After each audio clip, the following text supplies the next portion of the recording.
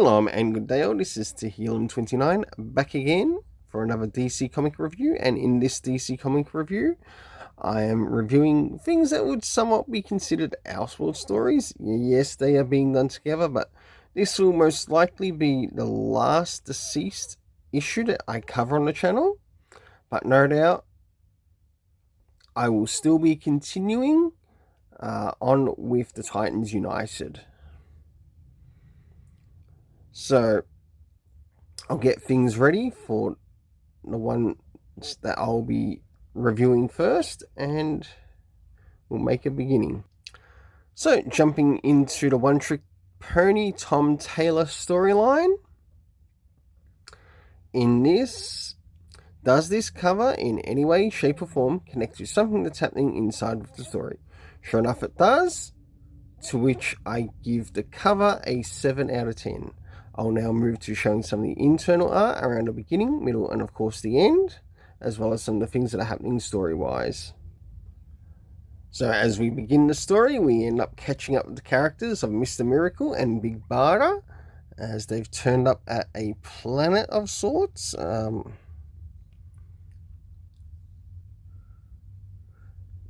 I don't think this is...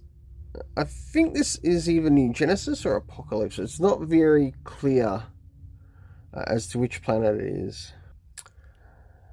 So as we begin to move into the middle of the storyline, we have the Green Lanterns, and we find out that we've got a bit of an evil super villain, an evil superhero of sorts. And in this case, it's an evil Kara Zor-El this time. Sounds very familiar to what happened in Injustice, because Tom Taylor is a one-trick pony. But that's alright, that's fine here for this one. It's nice to see an evil Kara, because Tom Taylor's evil too. The way he's destroying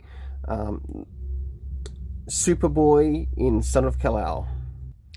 And last but not least, towards the end of the story, to which we see Darkseid managing to get a hold of the Yellow Lantern ring, and does his business with taking out Sinestro. So for the internal art, I gave it a 7 out of 10. Now it's time to move in relation to the story and its rating. First things first, did we get any references to any of the previous DCeased comic runs? No, both Tom Taylor and the editors are just too bloody lazy for that. And if this guy's meant to have an exclusive contract, I think he needs to lose it. Next area is time. Do we get any indication of time? Nope. Okay, what about the next thing? Locations. What locations do we end up seeing in this, or even being brought up? The first one is being Earth 2, and the second is Warworld. The cast of characters, the last thing in this that needs to be addressed. We had Mr. Miracle, Big Barda, Superboy, and Superman. We had Brainiac.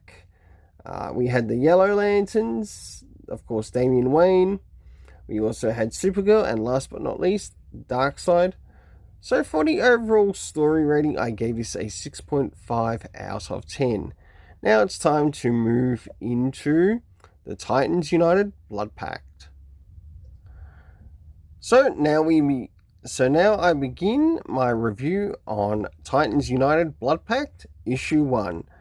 And I gotta jump straight in the first things first and do these covers in any way, shape or form connect to something that's happening inside with the story. Sure enough, they do, to which I give both of them an 8 out of 10. Yep, that's right, an 8 out of 10. I'll now move to showing some of the internal art around the beginning, middle, and of course the end, as well as some of the things that are happening story-wise.